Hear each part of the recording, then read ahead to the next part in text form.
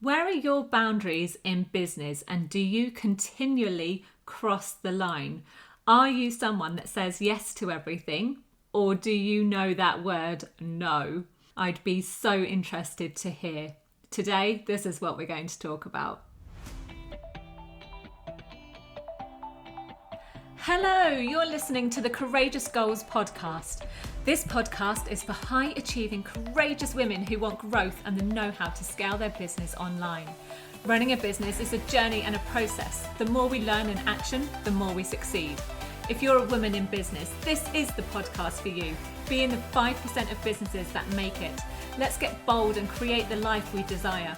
I'm bringing my passion to you through advice, coaching, inspiration, and support to help you create and design the life and business you want to live. I am a Dubsado expert, CPD certified in social media platforms, and a lover of admin systems and processes. I am an accredited ICF coach, specialising in trauma and narcissism. My own coaching journey has supported my growth immensely, and I want to share those highlights with you to inspire and give you courage. Let's get intentional with our goals and make them happen. Let's get started. Hello and welcome to today's episode of the Courageous Goals podcast. I am so excited to talk to you about today's topic because it's all about how organised and structured you are as a person and what you need day to day in order to work efficiently. So today is about boundaries in business. When I started out in business, as I'm sure you've heard, I worked all the hours that I could on my business because I wanted clients, because I wanted to work, because I wanted to feel this success in my business. And I thought that that was, the way to do it, to have all of these clients. That's what success was for me when I started out. And so I really, really lacked boundaries. I said yes to practically everything, and I didn't have any boundaries, and I wanted to keep everybody happy. I wanted my business to thrive, and I wanted to feel that success. So today I want to talk to you about boundaries and what they are. So we all know that boundaries are rules. They are a guideline in how you operate and how you work with people. So in order to give 100% in everything you do, you really need to feel rested. You need to feel energized about what you're doing. But can you continually do that if you keep crossing the line, if you keep crossing the line of your boundaries? So if you have clients, you need boundaries. And for the majority of us, we don't realize this until we are years into our business. I am currently raising my hand because that is me. Is it you? Are you one of those that say yes to everything? I know that I am, or I used to be. I'm known in my family for it, and they often say to me, "Mum, repeat after me." No, which is it's quite funny. It's a continual thing, and they tend to laugh at me for it because it's just an ongoing joke, and I can take it most of the time. But having boundaries with our clients, it gives us a mutual respect. It gives us appreciation for what we do. And in turn, it shows the value of working with one another. There are several ways that you can set boundaries. And this is what I want to talk to you about. You just need to work out what it is that's really important for you to operate and for you to feel on top of your game. So, for instance, sleep. That's the first thing that comes to mind with my boundaries, because I know that I need a good night's sleep in order to function properly the next day. For me, I need anywhere between 6 to 8 hours sleep in order to feel fully rested. If I don't get that sleep, I'm not going to function the next day. Or if I do, it will probably take me double the time. So I know that that's really important. And so I know that my little ones are usually awake anytime from 6 a.m. So I need to be in bed roughly around 10:30 to get the sleep that I need. Sometimes I don't keep that boundary, that rule. I don't go to bed on time, and then I do suffer the next day. So I know that that's really, really important for me to show up in the best way possible. If that's something that affects you, which majority of us it is, then really look at your sleep routine and see where you can adjust things to get the full night's sleep, the rest that you really, really need. Okay, so the second one is your mindset.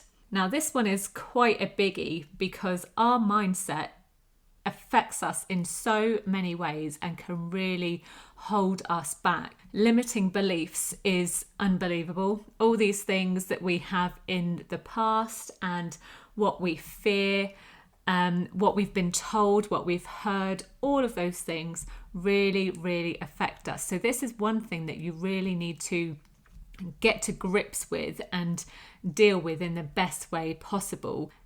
If you can, whatever you're thinking in your head, quite often a lot of us say, I can't or I won't, or, but what if? And we have all these negative beliefs or these negative questions. Now, if you can try and spin it, imagine you're talking to, say, a daughter or your sister or your mother or anybody.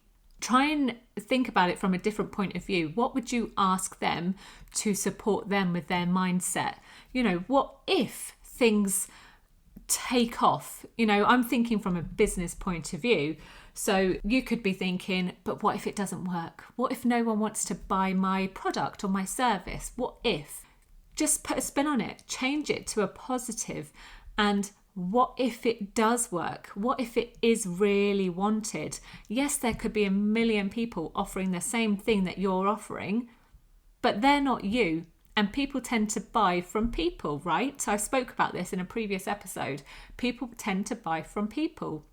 Your mindset really, really matters in what you're telling yourself. If you need to, write it down on a post-it note or tell yourself in the mirror one sentence every single morning that will help you change what you think about you, yourself, your business, what you're offering, whatever you're doing. It will really make a huge, huge difference. My mindset isn't perfect and it used to be really quite bad. However, since I learnt more about coaching, since I became a coach and trained, got my certification, my accreditation, everything has massively changed. I read a lot of books now that are all very positive. I read a lot of coaching books. Obviously, I've got coaching clients, and although I'm there to support them and help them, you have no idea how much it actually helps me as a person, because after, you know, you kind of summarize everything that you've discussed, ready to move on in the next session, in, you know, when you're working in a program, and you have to work on what might help that person in the next session, what you can do to support them. So the mindset is a powerful thing. And if you've got clear boundaries, it will help you like immensely. So really, really get to work on your mindset and see what you can do, how you can change things, how you can adapt and even change habits. Habits is another huge thing, but I won't go into that one right now. So the next thing that I would like you to think about is your routine. I know I'm a huge fan of routine, 100%. Right now it's August. And so everybody knows what that is in August. It's the summer holidays, children are off school, people are going on holiday, everything is all thrown up in the air and everywhere. I shouldn't say this really, but I am waiting for September to come. As much as I love the holidays and spending time with my family, when I'm not actually on holiday and off work, I struggle with not having routine. I love the idea of routine, you know, getting up, doing certain things, walking my daughter to school, and then starting my working day. That's my thing. That's what I love doing. I love a routine. You might be completely different. You might have a different routine. Within that routine, you also then need to think about where you're most full of energy. So are you an early riser? And do you work better in the morning? Are you proactive and full of energy, ready to work on big projects? Or is that something you have to do in the afternoon because you need to ease yourself into the day because you might be more of a night owl? It could be anything. So really think about your routine and what it looks like and how you can structure that a bit better. Okay, so for the next thing with boundaries is notifications. So Do you get distracted by notifications? I know that I do, 100%. And I never really used to look at it as a distraction. It was just, oh, I've been doing this and now I need to do this and I need to move on to this piece of work. And, you know, you move on from bit to bit and you're not giving it your full attention because you're distracted. So I set up notifications to fit within my schedule on my mobile. I have all notifications off for all of social media, for emails, for absolutely everything apart from the urgent things like phone calls and text messages. All my other notifications are off. And when I work with clients, when I'm working on a project or when I'm having a meeting or a session, something like that, because I'm a Mac user, I use the focus button. And I don't know if you know what the focus button is. I only actually realised at the focus button a few months ago, and oh my gosh, it's been a lifesaver. So if I know I'm going into a meeting for an hour, I put the focus on for an hour and I will not get disturbed, which is amazing because you only have to see your email flash up on the top right corner and it's like, oh, my brain is now thinking about that. What is it I need to do? And I'm not focusing on what it is that's actually going on right there and then. Distractions, notifications, really get to grips with your boundaries on that. Where can you support yourself in order to stay clear and focused? The next thing I would like to talk about is setting certain days for certain things. So perhaps, what can we call this? Perhaps like a topic for each day. So I know that on Mondays, I don't have meetings, I don't have sessions, I don't do anything that's going to require my attention on a Zoom or on a phone call or anything like that. Mondays, I don't do. Look at your structure of your week, your Monday to Friday. What does it look like? Even look at your weekends. I know some people work at weekends. I know that I do sometimes. Sunday evening, I tend to plan my week ahead. If I don't, I do it on a Monday morning.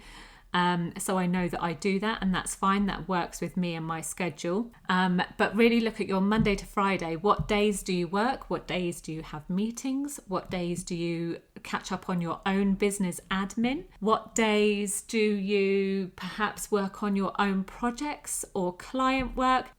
Whatever it is, just have a look at your topics that you do each day and see where you can kind of streamline things and really organise them a little better.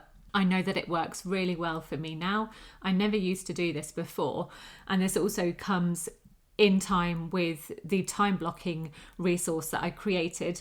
And I talked about this again in a previous episode. And if you don't already time block, perhaps it's something that you could consider and look into because it really does make a huge difference in your schedule, in your day-to-day processes. So if you'd like the resource for that, you can download it. The link is in the show notes. Okay, so the next thing, and I suppose it's more the final thing that I'd really like to talk about, is your systems and processes. In every single thing you do, you need boundaries because it helps you maintain your time and how much you're doing things. It stops procrastination, and having a process for everything just streamlines things. It makes things so much easier to manage and do. So do you have a process for how you manage your inbox, or is your inbox all over the place and really busy? I know that my inbox, my actual inbox where my emails come into, that is empty majority of the time because I have folders. I have client folders, I have business folders, I have marketing folders, coaching folders.